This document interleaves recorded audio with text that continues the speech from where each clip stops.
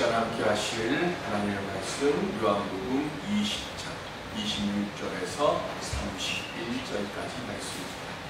요한복음 20장 26절에서 31절. 여드레를 지나서 제자들이 다시 집 안에 있을 때에 도마도 함께 있고 문들이 닫혔는데 예수께서 오사 가운데 서서 이르시되 너희에게 평강이 있을지어다 하시고 너희에게 이르시되 내 손가락을 위에 내 손을 내 손을 들어 내 입을 열어보라. 그리하여 믿음 없는 자가 되지 말고 믿는 자가 되라. 도마가 대답하여 이르되 나의 주님이시여 나의 하나님이시리이다. 예수께서 이르시되 너는 나를 본고로 믿느냐 보지 못하고 믿는 자들은 복되도다.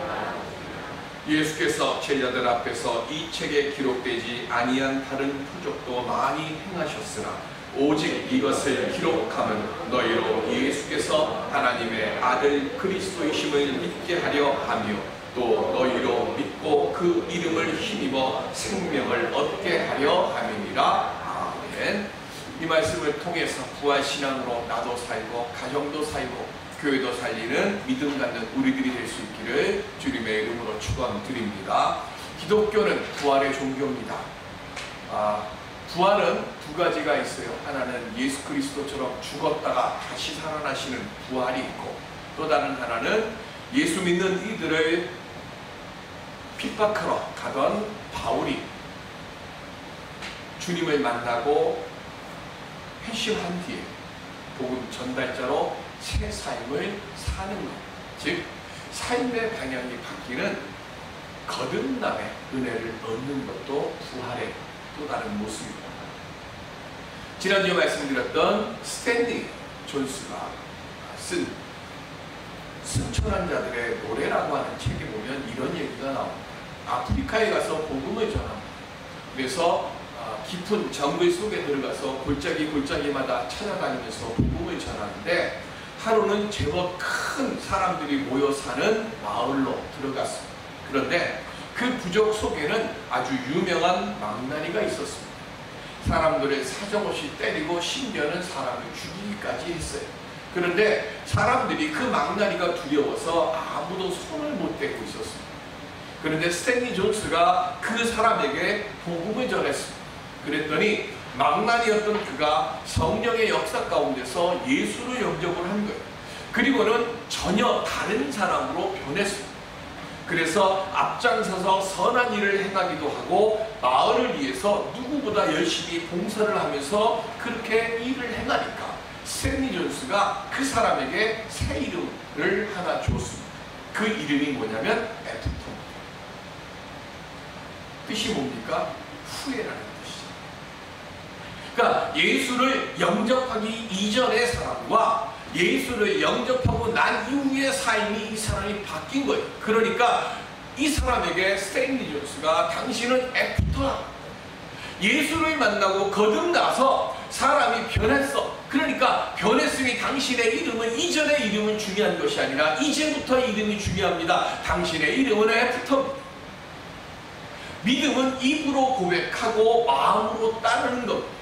이전까지는 내가 주인이 됐고 내가 기뻐하고 내가 좋아하는 것을 먼저 생각하고 먼저 행했어요. 그런데 그 사람이 이제는 주님이 주인이 되고 주님이 기뻐하시는 일을 먼저 생각하는 사람으로 변하는 것, 이게 믿음이고 이 믿음을 통해서 이 일들을 이루기 위해서 우리는 거듭나야 되는 것이고 이것이 성도의 궁극적인 목적이 되어야 하는 겁니다.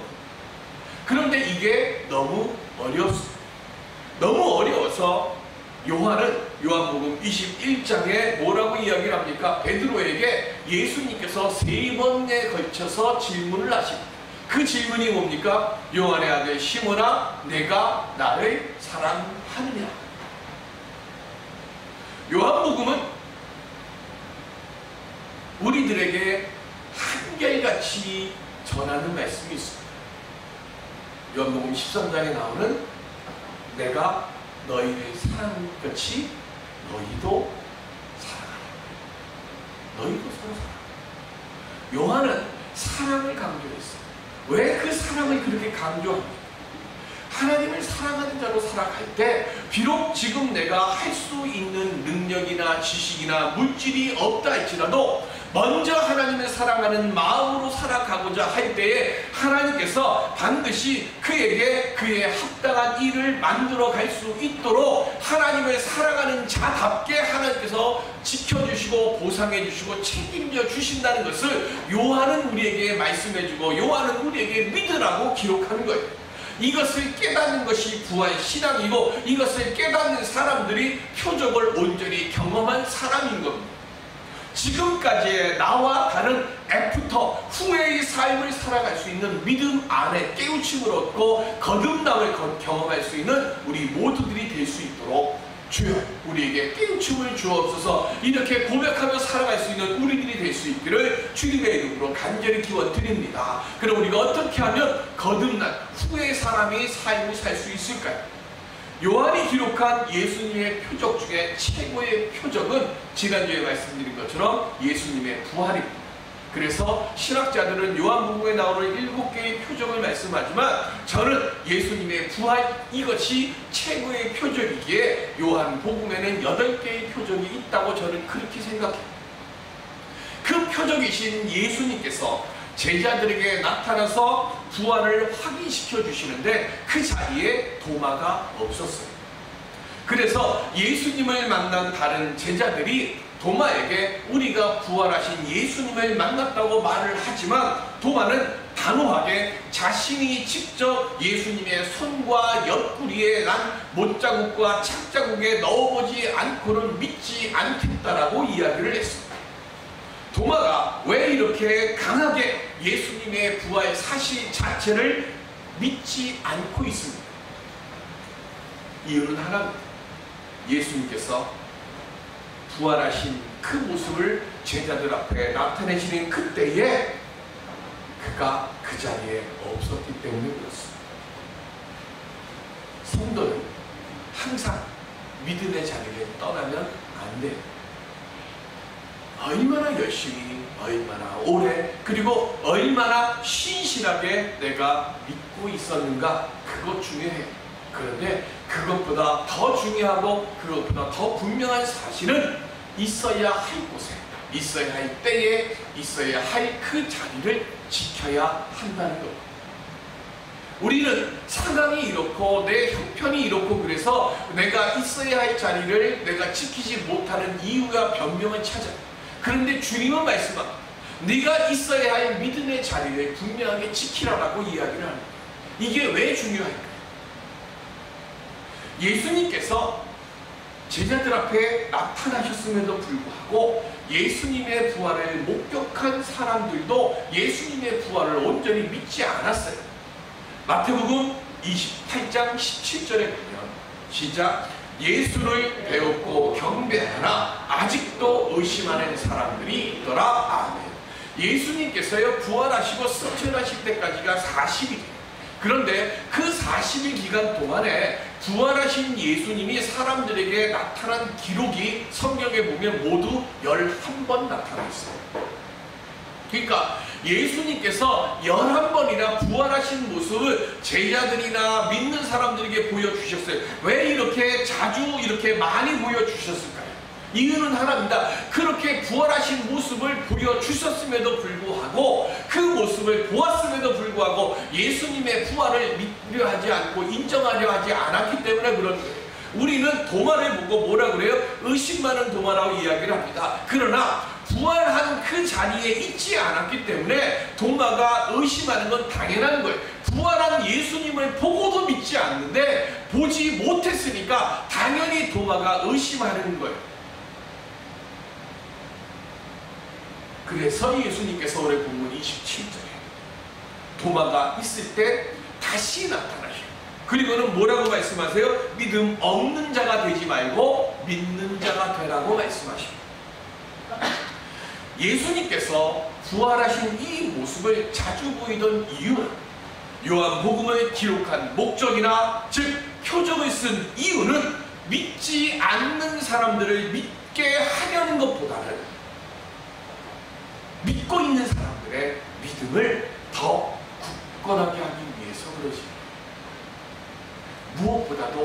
제자들과 사도들의 신앙이 굳건해져야 부활의 증인으로서의 흔들림 없는 모습을 갖게 될 것이고, 그때에 온전히 굳건한 부활 신앙의 그 모습을 통해 복음 확산이 일어날 수 있기 때문에 그렇습니다. 왜 그럴까요?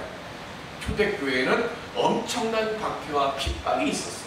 이 박해와 핍박을 내가 견디고 이길 수 있는 이유는 오직 한 가지밖에 없다는 거예요. 뭐예요? 부활 신앙에 대한 확신을 가지고 있어야 이 세상에 눈에 보이는 핍박과 박해에서 견디고 내가 예수 그리스도의 복음의 증인으로, 부활의 증인으로 살아갈 수 있기 때문에, 그래서 예수님께서 그리고 요한이 이렇게 복음을 기록한 거예요. 그런데 그렇게 부활하신 예수님께서 부활의 표징으로 지금 도마에게 무엇을 말씀하십니까? 바로 도마가 말했던 예수님의 상처를 확인하고 믿는 자가 되라고 말씀했습니다. 저나 여러분들, 우리 모두는 다 자기 나름대로의 상처가 있습니다. 권력자든 재산가든 지식인이든 관계없이 모두 다 자기만의 상처들을 안고 살아갑니다. 사무엘상 18장 7절에 보면 시작. 여인들이 뛰놀며 노래하며 이르되 사울이 죽인 자는 천천히요 다윗이 만만이로다 한지라. 아멘. 다윗이 골리앗을 죽이고 블레셋과의 전투에서 승리하고 돌아왔습니다. 그래서 축하에 사람들이 나오고 축하 퍼레이드를 해요. 사울은 애초에 왕이 될 마음을 가지고 있던 사람이 아닙니다. 그리고 사울에게 왕이 되라고 이야기했을 때도 숨었던 사람입니다. 겸손했던 사람이에요. 그런데 그 겸손했던 사울이 왕이 됐어요.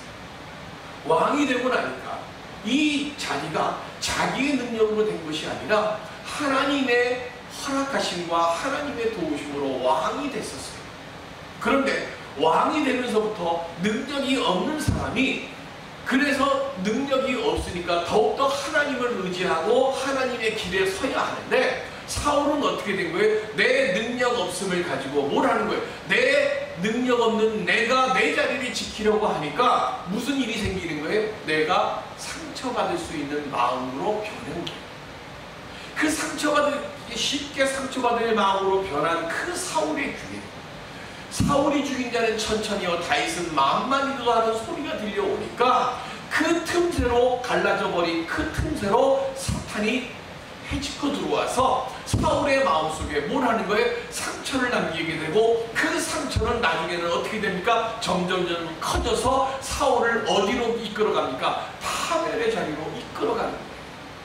오늘 내가 능력이 있고 없고가 중요한 게 아니에요. 오늘 우리들이 반드시 기억해야 할 것은요, 내가 능력이 크든 작든 주님이 나와 함께 하시지 아니하시면 내가 가지고 있는 것, 내가 알고 있는 것, 내가 누리고 있는 것은 한순간에 다 사라질 수밖에 없다고 하는 사실을 깨닫고, 우리는 늘 겸손한 모습 속에서 하나님을 바라보고 하나님을 향하고 말씀을 의지하며 살아가야 돼. 그래야 그때의 묘가 흔들리지 않는 거예요. 예수님은 도마에게 무엇을 말씀하세요? 손을 들어서 못자국과 창자국에 넣으라고 했어요. 예수님의 창자국은 무슨 자국입니까? 예수님이 십자가에 달려 계실 때에 완전히 죽었는지 안 죽었는지를 확인하기 위해서 창으로 병사가 찔른 거예요.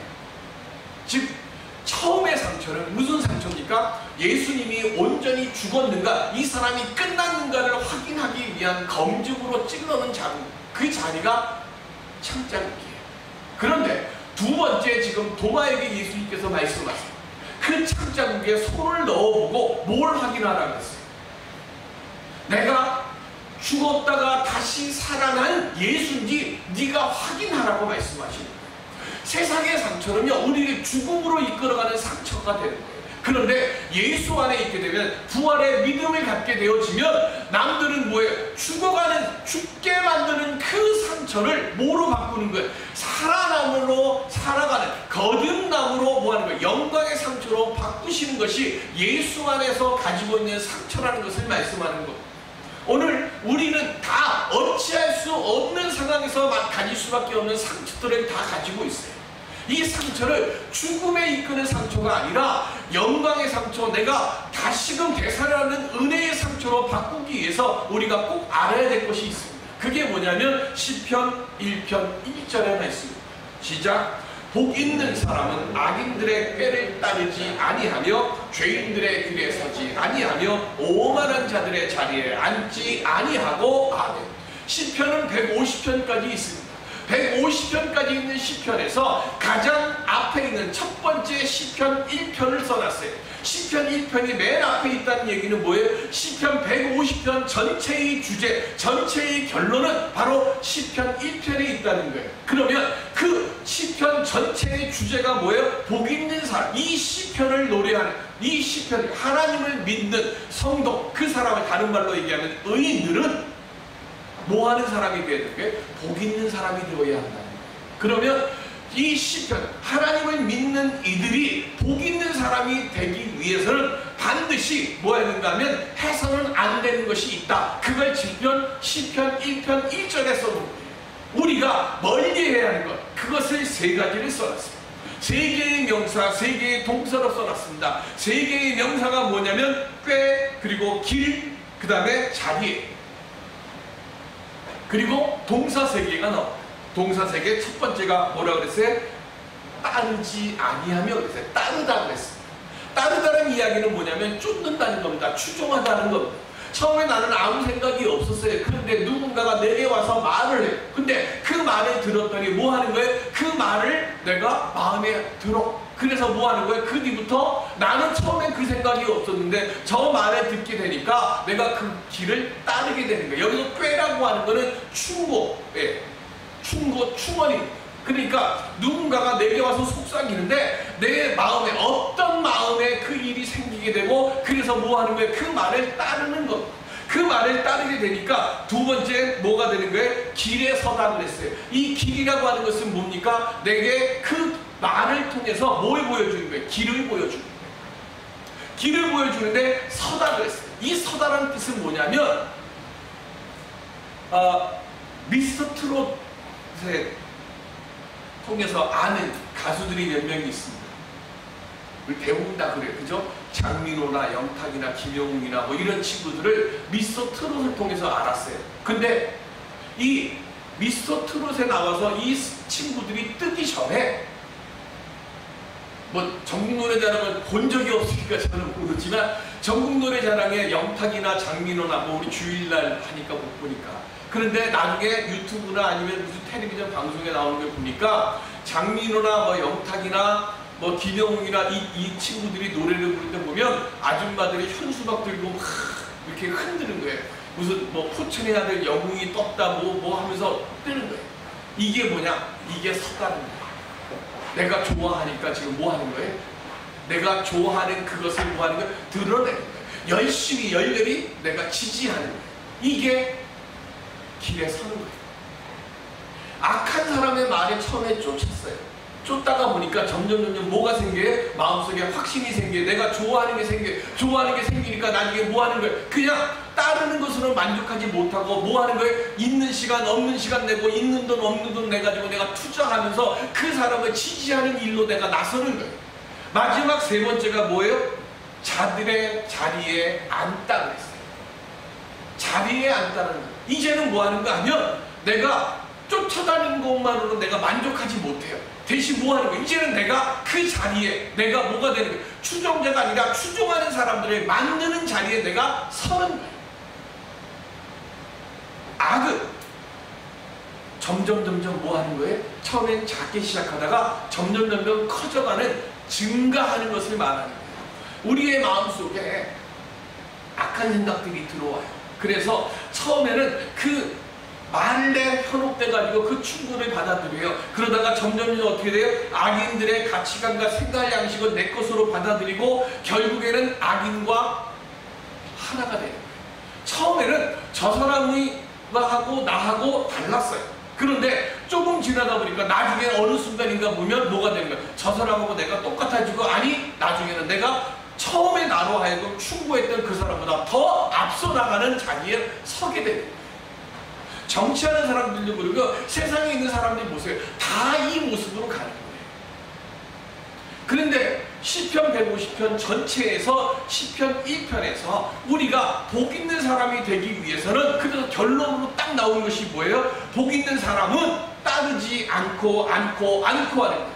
다른 말로 이야기하면 뭐예요? 복 있는 사람이 되기를 원하느냐? 그러면 이 자리에 서 있지 말아라 하는 거예요. 이곳에 이 말도 듣지 말아라, 과감하게 떠나라라고 이야기를 하는 거예요. 그러면 너희들이 복을 받는다 하는 것을 말씀합니다. 그런데 이게 어려워. 너무 어려워서 얼마나 어려웠는가? 사도 바울 시대까지 오는 거예요. 그래서 사도 바울이 결론을 내립니다. 그 결론이 뭐냐? 데살로니가전서 5장 22절 말씀입니다. 시작. 악은 어떤 모양이라도 버리라. 아멘.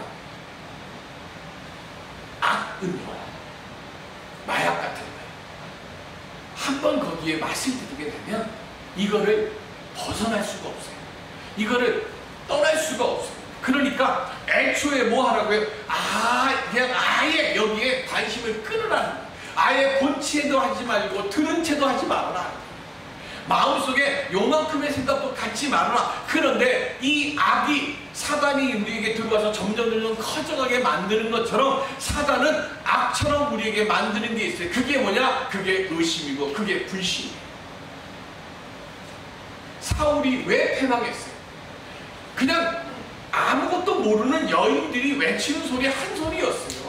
사울이 죽인 자는 천천히와 다윗은 만만이로다. 그 비교하는 소리 하나에 자기의 마음속에 시기심이 생기고 질투심이 생기고 그 시기심과 질투심으로 인해서 자신이 무엇을 하는지도 깨닫지 못하고 패망의 길로 들어선 거예요.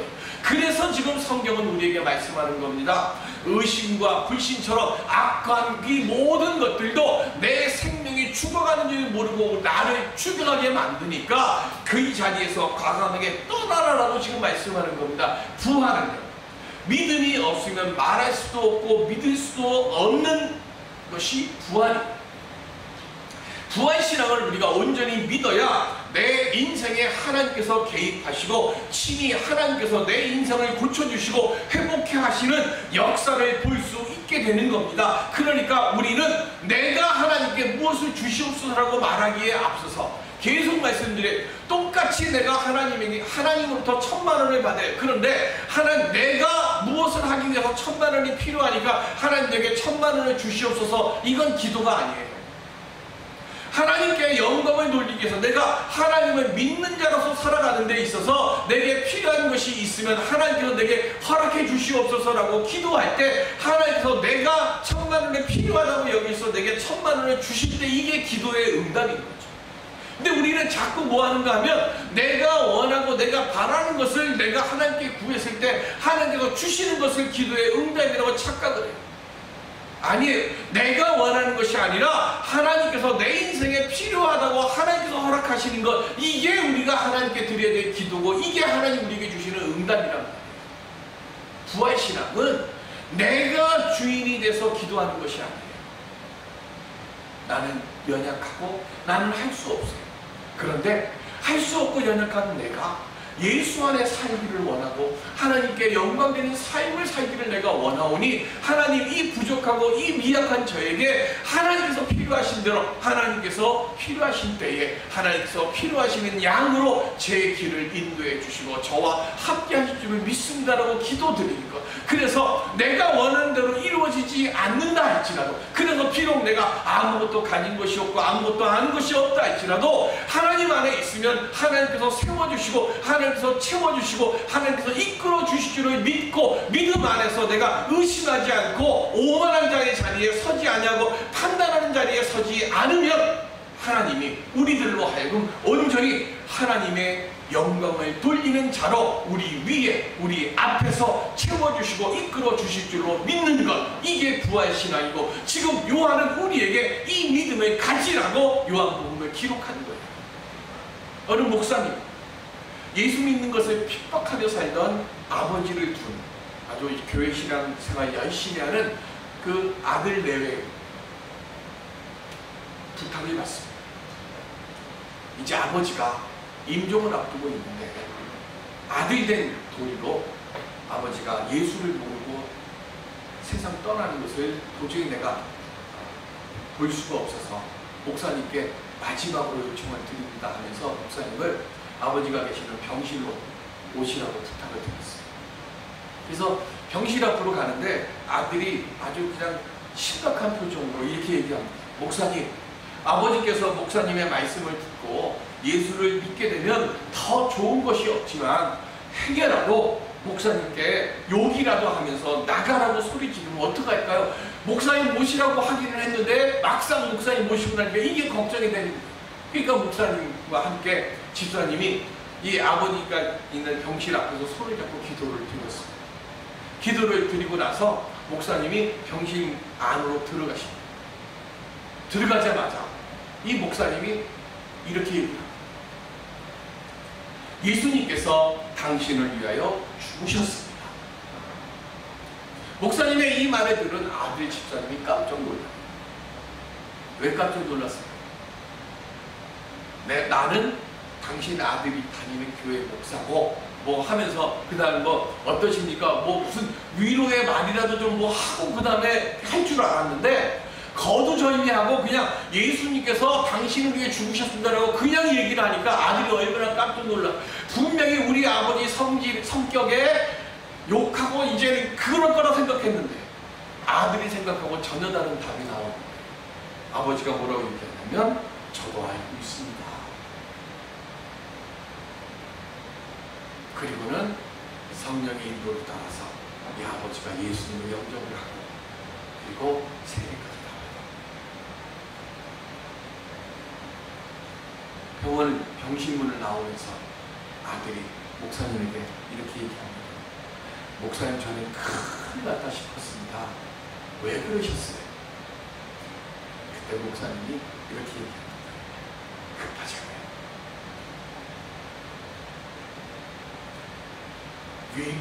지금 하나님께 가는 것이 급한 이 시간에 무슨 위로, 죽는 사람에게 무슨 위로가 필요하고 무슨 안부의 말이 필요하고 내가 누군지 이야기하는 게 그게 뭐가 중요합니까? 한 가지밖에 없잖아요. 믿음만이 구원이니까. 믿게 하는 것 이것밖에는 없지 않습니까? 이 시간 어느 길을 따르고 어느 자리에 서고 어느 자리에 앉으시겠습니까?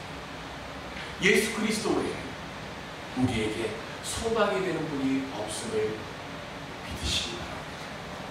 오직 예수만 따르고 오직 말씀 위에 서고 오직 생명의 길에만 앉아있는 우리들이 되시기를 바랍니다.